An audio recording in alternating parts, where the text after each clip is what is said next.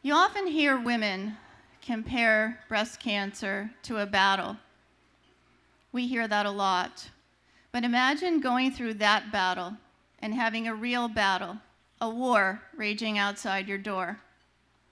That's what happened to the mother of our next guest speaker, Loryne Atoui-Laham. Loryne's mom was being desperately treated for life-saving measures for breast cancer when the war broke out in Lebanon in 2006. She needed the treatment, but being a US citizen, in order to save herself and have the safety of her family, she fled to the United States. And luckily, she landed at the Norma Pfriem Breast Care Center.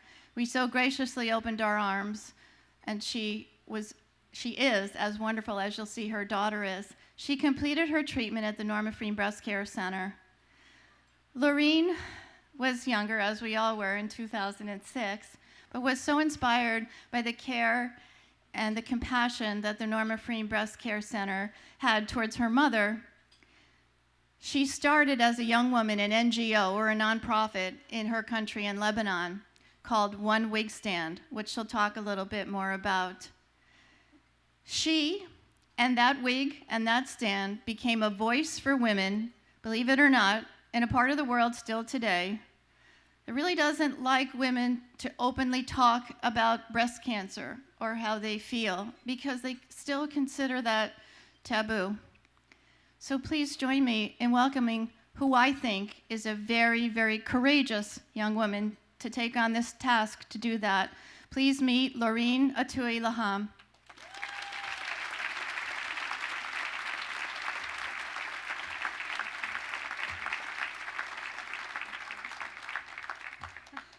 I tried this yesterday and it was a lot easier. Now I have butterflies.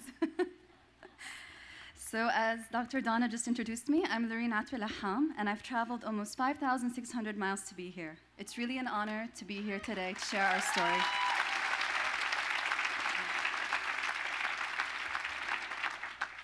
Nine years ago, I made a similar trip over here, except that time our family was being evacuated by the US Marines. For most Lebanese, the summer of 2006 was one of the most turbulent and life-changing. A war had just broken out and was threatening to tear apart a fragile country still recovering from a brutal civil war. Thousands of lives were lost, key infrastructure destroyed, and entire neighborhoods brought down to rubble. But for me, 2006 wasn't just about that terrible war.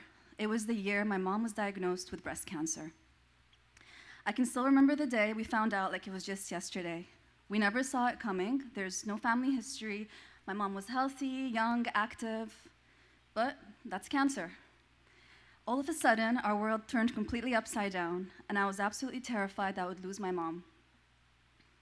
Within a few weeks of finding out, my mom had to start treatment, and as she went through different stages of her treatment and dealt with it better than any of us could have imagined, so did we. From the dreaded hospital visits and the nasty side effects of her chemo, to her having to wear a wig and us trying to keep her spirits up against the odds. Surviving each day was a battle on its own. It was one of the hardest experiences I ever had to go through, and I wasn't even the one fighting cancer. It must have been around July when the war and my mom's treatment would eventually collide. She had recently finished chemo and was about to start radiotherapy when the hospital notified us that because of the situation, the power supply was at risk of being cut short. That would mean that if she started radiotherapy, there was no guarantee that she would be able to continue it, and we were already behind on starting it. And things around us were not looking good. It was not shaping up to be a smooth ending to that war. We had to act quick, and as we are fortunately American citizens, we were able to request an evacuation. However, there were plenty of others too waiting for their chance to leave. Luckily, some guardian angel was watching over us, and even the officer at the embassy that we met with turned out to be a breast cancer survivor. She gave my mom a big hug that day and promised her that we'd be out of Lebanon as soon as possible so she can continue her treatment. Less than 1 week later, we got the okay, and we were all packed up to leave, uncertain of what would lie ahead and what we'd be leaving behind. And it's at the Norma Pfriem Breast Center that my mother would be welcomed with open arms when we arrived to the US. To this day, we will not forget the outstanding care and treatment my mom received while here. Everyone from the wonderful doctors, nurses, and staff quickly became like family for us. The Norma Pfriem Breast Center was there not only for her treatment, but also during her recovery during one of the most challenging periods of our life. I'm forever grateful and proud that my mom was able to beat cancer. Thank you for your help.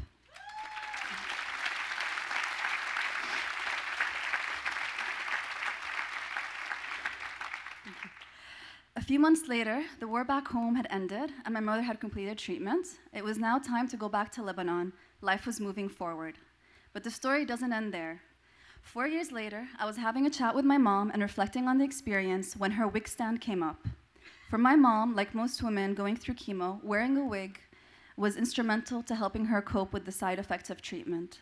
She seldom went out without it, even though she couldn't quite stand wearing it either.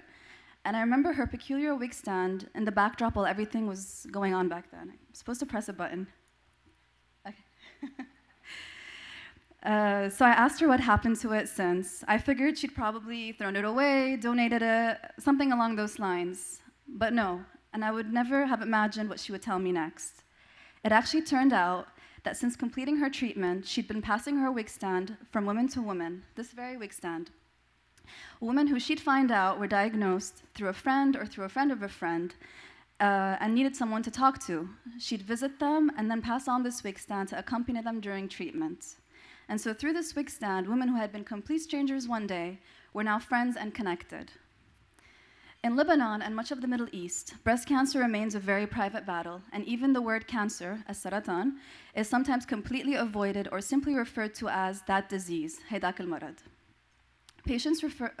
Patients fear being stigmatized, especially in more conservative areas, and rarely want anyone else to know what they're going through. So when mom told me what she'd been doing, I realized this was something very special. The wig stand was unintentionally connecting these women and becoming a symbol of support. And the wig stand could talk for these women, share their stories, inspire others, and allow them to express themselves in a society that still regards cancer as taboo. One wig stand was born that day.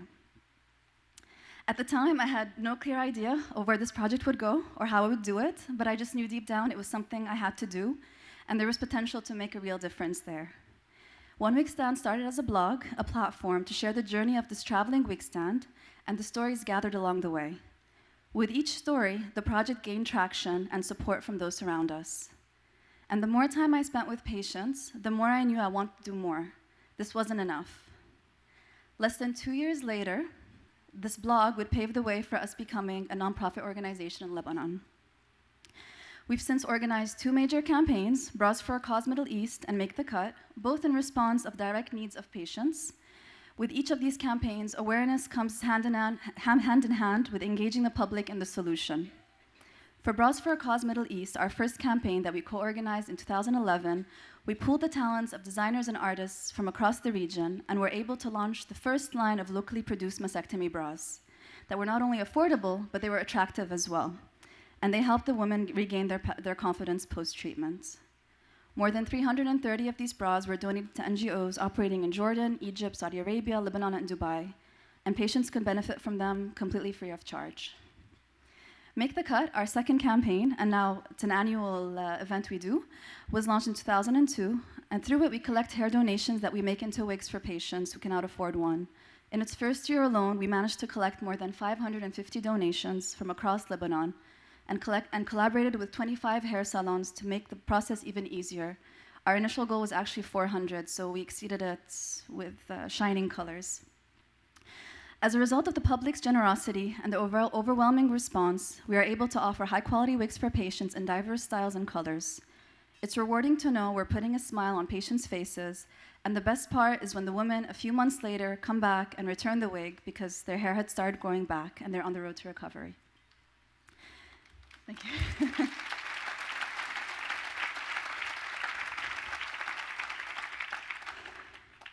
Knowing that we've helped ease their journey, even in this small way, makes all the difference. In 2013, I received the Synergis Institute's Arab World Social Innovator Award. It's through their program that we've been able to grow our team, develop new projects, and really expand our capacity as an organization. And today, in addition to our campaigns and awareness initiatives, we also provide cancer support programs for patients and their families.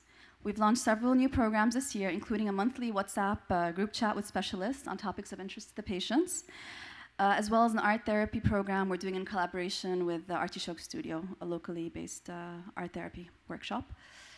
We're also excitedly in the process of developing several other support programs that will be launching in the near future.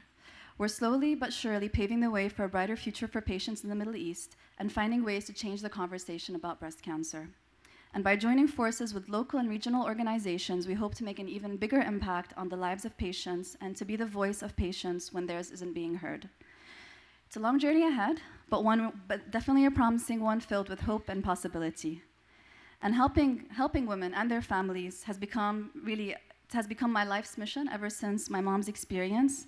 And I look back at 2006 as the year that defined that for me, and it was the big and small events that happened that shaped how my life turned out, how my mom's life turned out, and the lives of the patients that we're helping shaped. And when I look back at that year, the Norma Pfriem Breast Center stands out as a beacon of light during that very difficult period. It's become an inspiration for us for the kind of work we want to be doing at One Week Stand and the level of care all patients, no matter where in the world or where in the world from, deserve to have.